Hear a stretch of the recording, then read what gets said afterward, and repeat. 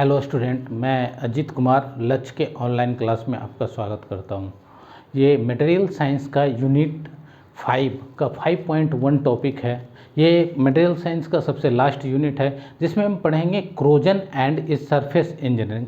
मतलब कि क्रोजन जो है किन किन कारणों से लगता है और उसे क्रोजन को रिमूव करने के लिए हम लोग जो सरफेस इंजीनियरिंग करते हैं, क्या क्या प्रोसेस होते हैं, किन किन विधि से जो है उसका सरफेस इंजीनियरिंग करते हैं, जिससे क्या होगा कि उस पर क्रोजन नहीं लगे। ठीक है, तो देखते हैं क्रोजन क्या है।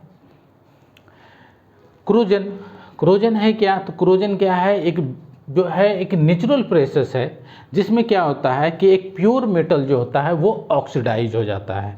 दैट मीन्स अगर मान लिया जाए कि आयरन है Fe, ठीक है, ये एक प्योर फॉर्मेट में है। जब ये मॉइस्ट या एयर या वाटर के कंटेंट में आता है, मतलब वाटर के संपर्क में आता है, तो क्या होता है कि ये Fe++ बन जाएगा और 2 इलेक्ट्रॉन क्या होगा, इससे निकल जाएगा। अब क्या हो गया, इस पर 2 पॉजिटिव चार्ज आ गया। ठीक है, और बाद में क्या होगा कि H2O में से H2O वाटर में क्या होगा, OH माइनस और प्लस क्या हो जाएगा, O2 माइनस। अब ये क्या करेगा कि इस O2 से रिएक्शन करके क्या हो जाएगा, Fe++। आयरन का वैलेंसी 2 होता है और ऑक्सीजन का भी वैलेंसी क्या होता है, 2 होता है। ठीक है, और ये बना देगा क्या, Fe,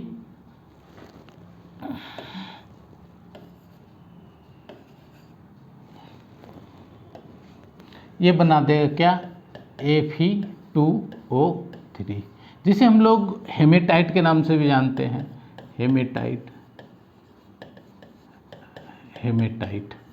ठीक है, इसे हम लोग हेमेटाइट के नाम से भी जानते हैं। तो डैट मीन्स क्या हो गया, जो प्योर मेटल था वो आयरन, वो क्या हो गया, ऑक्सीडाइज्ड हो गया। किसमें, Fe2O3 में। ठीक है, और इसी को क्या कहा जाता है, क्रोजन। इसी को क्या कहा जाता है, क्रोजन। दैट मीन्स हम क्रोजन ये भी कर सकते हैं कि oxidation of metals is called corrosion. मतलब क्या हो गया कि मॉइस्चर, रेन वाटर या वाटर के संपर्क में आने से क्या हो गया कि आयरन जो है मॉइस्ट हो गया और उससे क्या हो गया, क्रोजन हो गया। ठीक है, जिसको हम लोग क्या कहते हैं, फेरस ऑक्साइड भी बोलते थे या इसे क्रोजन कहते हैं, यानी ये क्रोज्ड हो गया। ठीक है, यानी जंग लगना। क्रोजन के हिंदी में क्या कहते हैं, जंग लगना। ठीक है, तो हम लोग पिछले टॉपिक में पढ़े थे फेरस मेटल में आयरन के ओर्स पढ़े थे, जिसमें हम लोग ये Fe2O3 को पढ़े थे, हेमेटाइट, जिसमें हम लोग जाने थे कि 65 से 72% तक क्या होता है, इसमें आयरन होता है। 65 से 72% तक क्या होता है, Fe2O3 में आयरन होता है। डैट मीन्स क्या हो गया कि अगर हम 100 kg अगर Fe2O3 लें, तो जिसमें मैक्सिमम 65% क्या होगा, 65 kg क्या होगा, 65 kg क्या होगा, Fe होगा। डैट मीन्स इससे क्या रिजल्टेंट निकला कि क्रोजन लगा हुआ आयरन, यानी जंग लगा हुआ आयरन जो होगा वो ज़्यादा भारी होगा विथ रिस्पेक्ट टू जो प्योर मेटल होगा। जनरली आदमी ये समझ लेता है कि जंग लगने से क्या हो गया कि उसमें जो है उसका वजन घट गया। नहीं, जंग लगने से वजन क्या होता है, उसका बढ़ जाता है। ठीक है, तो ये एक फेमस क्वेश्चन पूछा जाता है ऑब्जेक्टिव रूप में कि जंग लगने से जो होगा लोहे का वजन बढ़ता है या घटता है। तो लोहे का वजन बढ़ जाता है जंग लगने से। ठीक है, क्यों, हेमेटाइट अगर देखा जाए तो 100 kg हेमेटाइट में कितना होगा, 65% मात्र होगा आयरन। क्यों, हेमेटाइट में 65 से 70% जो होता है आयरन कंटेंट होता है। ठीक है, तो देखते हैं इसका मेन डेफिनेशन क्या है। ये है definition, corrosion is when A refined metal is naturally converted to more stable from such as its oxide, hydroxide, sulfides. This leads to detonation of material। मतलब क्या, मटेरियल का क्षय कर देता है। ठीक है, ऑक्साइड तो ये हो गया हाइड्रोक्साइड, OH माइनस भी हो सकता है, साथ में सल्फाइड आप लोग पढ़े होंगे। जो आयरन पायराइड था उसमें क्या था, सल्फाइड था, तो वो क्या था, क्रोजन आयरन था। दैट मीन्स ये भी समझ में आया कि क्रोजन का एक मुख्य कारण जो डर्टी हो या मिट्टी हो, मिट्टी भी क्रोजन का एक कारण हो सकता है। ठीक है, देखेंगे कुछ कोरोजिव मटेरियल है जो आमतौर पर आप लोग जानते होंगे। देखते हैं सरफेस इंजीनियरिंग क्या होता है। सरफेस इंजीनियरिंग, ये हम टॉपिक का, जो हमारा टॉपिक है क्रोजन एंड सरफेस इंजीनियरिंग, उसका हम लोग डिफिनेशन निकाल रहे हैं, उसका हम लोग डिफिनेशन जाने क्या है। Surface engineering refers to wide range of technologies design to modify the surface property of metallic and non-metallic component for decorative and functional purpose। मतलब क्या हुआ कि जितने भी मेटल्स हैं जिस पर क्रोजन लगता है वो क्या होगा, सबसे ऊपर के लेयर पर ही क्रोजन लगेगा। तो उस लेयर को हम लोग एक, बहुत सारे मेथड्स होते हैं, ठीक है, वो बहुत सारे मेथड्स होते हैं, मतलब जो उसको क्या कहा जाएंगे, वाइड रेंज ऑफ टेक्नोलॉजी। मतलब सरफेस इंजीनियरिंग के अंदर बहुत सारे मेथड होते हैं। जैसे हम लोग ऊपर में क्या होगा, कोई ऐसे मेटल का कोटिंग कर दें जिससे क्या होगा कि जंग ना लगे, पेंट कर दें उससे जंग ना लगे। इस तरह से क्या होगा, उसमें हम लोग अगर हम लोग जो है उसमें नन फेरस मेटल उसमें लगा देंगे, ऊपर से कोटिंग कर दे तो क्या हो गया, जंग नहीं लगेगा। क्लोरीन मिला दे तो जंग नहीं लगेगा, क्लोरीन से तो जंग लगेगा। ठीक है, तो ये सारी चीज़ें क्या है कि जंग नहीं लगने के लिए हम लोग यूज करते हैं, और इसी मेथड को क्या कहते हैं, surface engineering. That means surface engineering provide one of the most important means of engineering product differentiation. Differentiation मतलब क्या होता है, घटना, in term of quality, performance and life cycle cost. यानी क्या हो गया कि सरफेस इंजीनियरिंग करने से कोई भी मेटल्स या कंपोनेंट या मशीन, उसका क्या होगा, क्वालिटी इंप्रूव हो जाएगा, परफॉर्मेंस बढ़ जाएगा, और लाइफ साइकिल कॉस्ट मतलब उसका जो चलने का कैपेसिटी है, ठीक है, उससे क्या होगा, बहुत ज़्यादा। क्रोजन लगने के कारण क्या होगा, उसका जो टाइम ड्यूरेशन होगा, जो जितना अगर 10 बरस चलना होता तो क्रोजन के कारण 5 बरस ही चलेगा। जबकि अगर उस पर हम लोग अगर कोई कोटिंग कर देते हैं, सरफेस इंजीनियरिंग कर देते हैं, उसका क्या होगा, लाइफ साइकिल कॉस्ट इंप्रूव हो जाएगा। 10 बरस की जगह क्या हो जाएगा, 20 बरस चलने लगेगा उसके कारण। ठीक है, देखेंगे नेचर ऑफ क्रोजन क्या होता है। तो नेचर ऑफ क्रोजन आप लोग पहले देख चुके हैं। नेचर ऑफ क्रोजन क्या होता है, ऑक्साइड, हाइड्रो ऑक्साइड और सल्फाइड। ठीक है, ऑक्साइड, हाइड्रो ऑक्साइड, सल्फाइड, इस नेचर का क्रोजन जनरली जो है क्रोजन ऑक्साइड नेचर का ही होता है, कुछ में हाइड्रो ऑक्साइड, और जो मिट्टी से लगा हुआ जंग होता है उसमें क्या होता है, सल्फाइड नेचर का होता है। कारण, जनरल कारण तो आप लोग बहुत सारे चीज़ जानते होंगे। कारण क्या क्या होगा क्रोजन का, तो अगर काउच की बात करें क्रोजन का तो क्या होगा, टू मच ह्यूमिडिटी, क्या होगा, टू मच ह्यूमिडिटी, और condensation of water. Condensation of water मतलब वाटर वेपराइज हुआ और कंडेंस होके फिर वहीं पर वेपर के रूप में, मतलब वाटर के रूप में है, उसे कंडेंसेशन, जैसे बादल हम लोग समझते हैं क्या है, वो कंडेंसेशन ऑफ वाटर होता है। Surface are primary cause of corrosion, मतलब मेन रूप से अगर देखा जाए तो ह्यूमिडिटी और वाटर ही मेन रूप से काउज क्या होगा, क्रोजन का कारण होगा। Corrosive gases such as chlorine, hydrogen oxide, ammonia, sulphur dioxide, sulphur oxide, almost ये सब सारे गैस के कारण भी क्या होगा, इलेक्ट्रॉनिक्स पार्ट्स जो होंगे उसमें क्रोजन लगेगा। ठीक है, corrosion also occurs due to hydrogen and oxygen export. ठीक है, नेक्स्ट देखते हैं क्या है, corrosion in steel can occurs when it's placed under too much stress and material developed it crack it।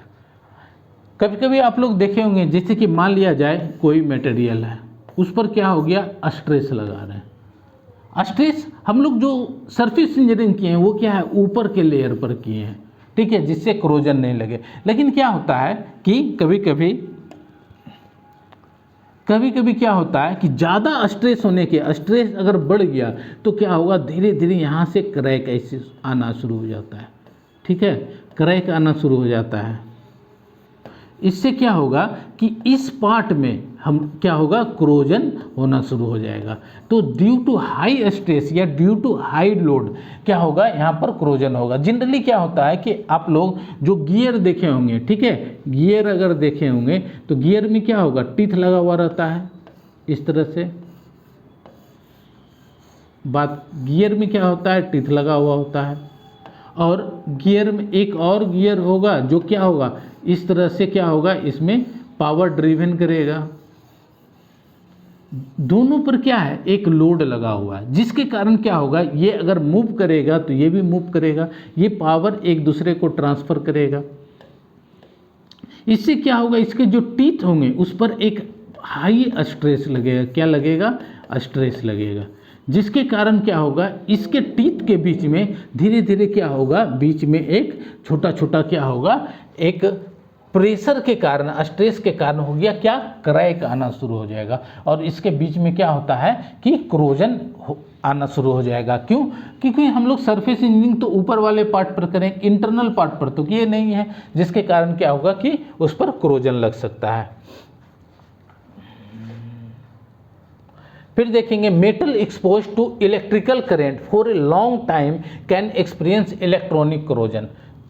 Generally आप लोग बैटरी अगर देखे होंगे तो बैटरी में, घर का जो बैटरी नॉर्मल रहता है उसमें दो पोल लगा हुआ रहता है, एक पॉजिटिव एक निगेटिव। तो निगेटिव वाले पोल पर आप देखेंगे तो एक ब्लू कलर का क्या होता है कि कुछ कुछ पदार्थ जो वहाँ पर लगना शुरू हो जाता है। तो ड्यू टू क्या होता है, लॉन्ग टाइम छोड़ देने से क्या होगा कि वो धीरे धीरे यहाँ पर क्रोजन लगने शुरू हो जाते हैं। तो वो क्या होगा, बैटरी में क्रोजन होगा, जो कि इसको हम लोग मेटल एक्सपोज इलेक्ट्रिकल करंट के कारण वो क्रोजन एकर्स होता है। एक्सपोज ड्यू टू डर्ट मतलब डर्टी मतलब गंदगी, and bacteria can cause corrosion in metal, मतलब अगर मिट्टी में छोड़ दिया जाता है, डर्टी बैक्टीरिया ये सब के कारण क्या होगा, उसमें क्रोजन लग सकता है।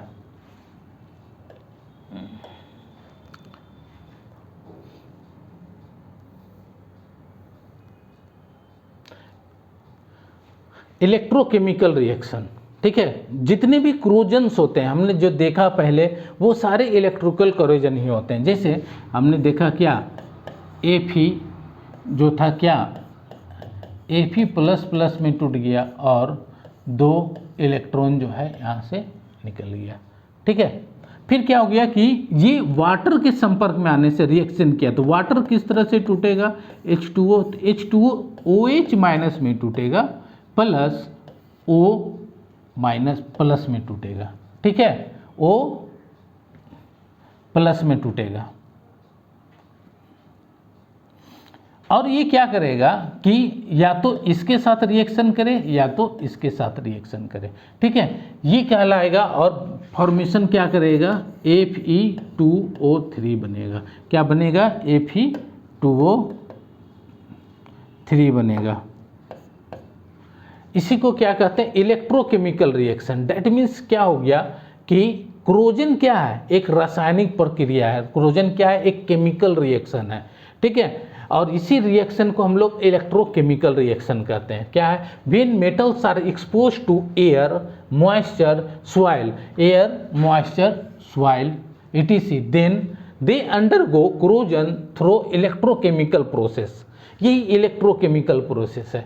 In this process, a separate anode and cathode area are form on the metal. Metal पर क्या होगा कि कुछ एरिया जो होगा वो कैथोड बनेगा और कुछ एनोड बनेगा। यानी कैथोड क्या होता है, पॉजिटिव चार्ज होता है, कैथोड पॉजिटिव होता है और एनोड निगेटिव होता है। जब भी क्रोजन लगता है वो हमेशा एनोडिक एरिया में लगेगा, एनोड पर लगेगा, ठीक है, एनोड पर लगेगा। तो corrosion always acres at the anodic area of metal through oxidation reaction and release electron. क्या रिलीज किया, इलेक्ट्रॉन रिलीज किया। This liberated electron from anode move toward the cathode. ये जो होगा क्या, निगेटिव क्या जाएगा, कैथोड की ओर जाएगा, हमेशा पॉजिटिव की ओर जाएगा। और जहाँ से ये कैथोड से जाएगा निगेटिव से, वहाँ पर क्या होगा, क्रोजन लग जाएगा। The overall theory known as electrochemical theory of corrosion, it is also known as wet theory of corrosion. Wet मतलब नमी होता है, WET, वेट मतलब क्या होता है, नमी होता है, ठीक है। इसको क्या कहा जाता है, wet corrosion, wet theory of corrosion, because corrosion takes place in the presence of moisture.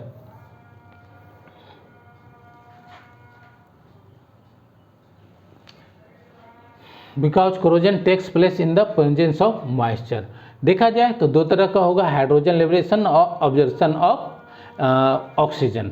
Oxygen का ऑब्जर्वेशन तो देख लिए क्या हो गया कि हाइड्रोजन वाटर से क्या होगा, ऑक्सीजन निकल के क्या होगा, Fe2O3 बना, ठीक है। हाइड्रोजन को अगर देखा जाए तो हाइड्रोजन 1 और 1 होता है, इसमें इसको हम लोग इलेक्ट्रॉन भी बोला जाता है। हाइड्रोजन को क्या कहता है, एक इलेक्ट्रॉन डोनेटर भी बोला जाता है, ठीक है। तो Fe++ और 2 इलेक्ट्रॉन निकला, इसको भी क्या, इसी को क्या कहा जाएगा, हाइड्रोजन लिबरेशन, ठीक है। तो ये प्रोसेस भी इसमें हुआ। सेकेंड देखेंगे क्या है, इलेक्ट्रोलाइट्स।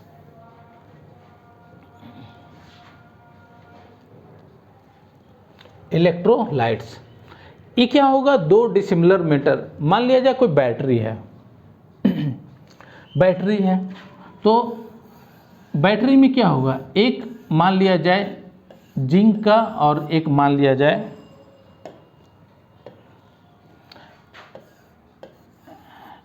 ये मान लिया जाए जिंक है और ये हो गया कॉपर। इसमें भरा हुआ है H2SO4 सल्फ्यूरिक एसिड, ठीक है, सल्फ्यूरिक एसिड। तो जो जंग लगता है, जो क्रोजन होगा, जो जितने भी मोस्ट रिएक्टिव होंगे, केमिकली रिएक्टिव होंगे, अगर रिएक्टिविटी ऑर्डर देखा जाए अगर पीरियोडिक टेबल में, तो जिंक क्या है, ज़्यादा रिएक्टिव है, जिंक क्या है, ज़्यादा रिएक्टिव है। तो क्या होगा कि जिंक पर क्रोजन लगेगा, जो ज़्यादा रिएक्टिव होगा वो ज़्यादा उस पर क्रोजन लगेगा। तो इसमें अगर देखा जाए तो क्या क्या प्रोसेस हो सकता है, तो जिंक को देखा जाए तो क्या होगा, जिंक है तो जिंक क्या करेगा, अपना Zn++ निकालेगा और साथ में क्या, प्लस 2 इलेक्ट्रॉन, ठीक है। सिमिलर कंडीशन आएगा H2SO4 के साथ, H2SO4 ये क्या होगा, इलेक्ट्रोलाइज्ड हुआ और टूट के क्या होगा, H2SO2 बनाएगा और माइनस चार्ज और O2, ठीक है, क्या होगा H2SO4। अब क्या करेगा कि ये जिंक जो है वो इस O2 से रिएक्शन करेगा और बना देगा क्या, ZnO, जिंक ऑक्साइड, मतलब ऑक्सीडेशन ऑफ जिंक। और ऑक्सीडेशन ऑफ मेटल हम लोग पहले ही जाने थे क्या था, oxidation of metal is called corrosion. तो जिंक क्या हो गया, ऑक्सीडाइज्ड हो गया, जिंक यहाँ पर क्या हो गया, ऑक्सीडाइज्ड हो गया। और जो H2SO4 बना, यहाँ पर कॉपर था, तो क्या हो गया, कॉपर के साथ ये रिएक्शन कर जाएगा, Cu+H2SO2, ये बना देगा क्या, H2 रिलीज हो जाएगा यहाँ से, ठीक है, और CuSO4 कॉपर सल्फेट बना देगा ये, ठीक है, क्या बना देगा, कॉपर सल्फेट, ठीक है। तो इसी रिएक्शन को क्या कहेंगे हम लोग, इलेक्ट्रोलाइटिक रिएक्शन। मतलब ये एकर्स कहाँ होगा, तो जनरली बैटरी में होगा, क्या होगा, जो हम लोग का सेल्स होगा, बैटरी होगा, उसी में होगा। तो देखते हैं क्या है, व्हेन 2 डिसिमिलर मेटल, एग्जाम्पल क्या, कॉपर और जिंक, कॉपर और zinc are electrically connected and expose to an electrolyte, the metal, electrolyte कौन है, तो H2SO4 क्या है, इलेक्ट्रोलाइट, क्या है, इससे ऑक्सीजन निकला, ये टूटकर इसका इलेक्ट्रोलाइसिस हुआ और क्या हो गया, जिंक के साथ रिएक्शन करके जिंक ऑक्साइड बना दिया, यानी क्या हो गया, कोरोजन हो गया। जिंक में क्या हो गया, ऑक्सीडेशन ऑफ मेटल कोरोजन कहलाता है, तो जिंक ऑक्साइड बन गया, ठीक है। और ये क्या किया, जो इससे ऑक्साइड के बाद H2SO4 निकला, इसका SO2 क्या रिएक्शन कर गया, कॉपर सल्फेट बना दिया, ठीक है। तो क्या हो गया, धीरे धीरे जिंक का परत क्या होगा, छोटा होते जाएगा और ये क्या होगा, मोटा होते जाएगा, ठीक है। In this process the more active metal मतलब जिंक क्या है, ज़्यादा एक्टिव मेटल है with respect to copper. Copper भी एक्टिव मेटल है लेकिन जिंक के रिस्पेक्ट में वह कम है। With more negative electrode potential act as anode, इसको ये क्या हो गया, एनोड। और एनोड पर ही हमेशा क्या होता है, कोरोजन एकर्स होता है। पिछले में इलेक्ट्रोलाइट केमिकल रिएक्शन में भी देखें क्या कि एनोड पर ही क्या था, कोरोजन था, यानी ये क्या होगा आपको निगेटिव चार्ज और ये वाला क्या होगा पॉजिटिव चार्ज होगा, ठीक है। Act as cathode while the less active metal with less negative electrode potential act as cathode। जो लेस इलेक्ट्रोनेगेटिव होगा, लेस एक्टिव मेटल होगा वो कैथोड कहलाएगा। यानी क्या कॉपर यहाँ लेस है तो क्या होगा cathode. In the above example zinc higher in electrochemical series form the anode and is attract by and gets dissolve. क्या होगा धीरे धीरे ये डिजोल्व होना शुरू हो जाएगा। ये रिएक्शन है। देखिए क्या है, एक बैटरी है जिसमें ये जिंक है, ये जिंक और प्लेटिनम है यहाँ पर, ठीक है। ये क्या हो गया धीरे धीरे यहाँ पर कोरोजिव होना शुरू हो गया, ठीक है। और ये यहाँ पर भी जिंक क्या है ज़्यादा रिएक्टिव मेटल है। Factor that effect atmospheric corrosion. Atmospheric corrosion को कौन कौन से फैक्टर इफेक्ट कर सकता है, ठीक है। तो एक जनरल प्रोसेस में देखा जाए तो क्या moisture dew condensation moisture were in the form of dew rain water rain या condensation it is very significant factor when it is comes to the atmospheric corrosion. Atmospheric corrosion के लिए mainly क्या है आपको वाटर जिम्मेवार है। कौन है वाटर। एटमॉस्फेरिक कोरोजन के लिए कौन मेनली क्या है वाटर ड्यू रेन, या अगर देखा जाए तो हम लोग एसिडिक रेन पढ़े होंगे, ठीक है। एसिडिक रेन, ठीक है। इससे क्या होगा ज़्यादा जंग लगेगा, ठीक है। यानी एक चीज़ पता लग गया कि अगर एसिड रहा, ठीक है, या आप लोग का साल्टी वाटर रहा तो इसमें क्या होगा कि ज़्यादा जंग लगेगा। साल्ट के कारण भी क्या होगा जंग लगेगा। यानी अगर देखा जाए समुद्र वाला सी वाटर की बात करें, ठीक है, तो यहाँ पर क्या होगा ज़्यादा जंग लगने का प्रोबेबिलिटी है। एसिडिक रेन किसके कारण होता है तो SO2 के कारण होता है और NO2 के कारण होता है। ये दोनों जब वाटर के साथ रिएक्शन करते हैं तो क्या होगा एसिडिक रेन बनाता है। टेम्परेचर अगर बढ़ेगा तो क्या होगा कोरोजन और ज़्यादा होगा। क्यों जितना ज़्यादा टेम्परेचर बढ़ेगा ह्यूमिडिटी उतना ज़्यादा होगा, उतना ज़्यादा वेपर बनेगा तो क्या होगा कोरोजन का पॉसिबिलिटी उतना रेट ऑफ कोरोजन जो होगा वो बढ़ जाएगा। रिलेटिव ह्यूमिडिटी, ठीक है। बहुत सारे प्रोडक्ट जो होते हैं वो एक स्पेसिफिक इन्वायरमेंट के लिए बनाए जाते हैं और उसका अगर यूटिलाइज अदर जगह किया जाए तो क्या होगा कि उसमें ह्यूमिडिटी के कारण जो होगा उसमें जंग लगना शुरू हो जाएगा।